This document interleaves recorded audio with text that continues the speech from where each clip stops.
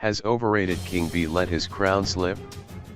As Idol's SA enters its last few weeks, the race to win the crown is heating up, and it seems the internet is not convinced that it will be King B that will come out victorious. From the moment he opened his mouth during auditions week, King B has been a firm favorite. His singing voice, sassy attitude, and show skills made everyone want to be his friend. But young gun Yanga and Dlathu have been giving it their all and have emerged as front runners.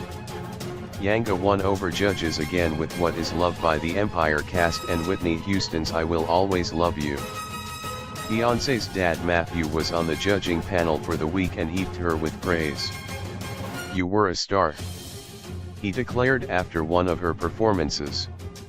While Dlathu has been peaking at just the right time and took the first round with a rendition of the Soil's Inkamo. He followed it with Imabuzo by Dlathu, which won over even Randall. "You are the one performer who sees beyond this competition, and you've got the biggest smile of all the contestants." But it was King B's performance of Beyoncé's Irreplaceable and A Great Big World Say Something that really got people talking. While some praised his vocal range, others hit the mute button because he was shouting.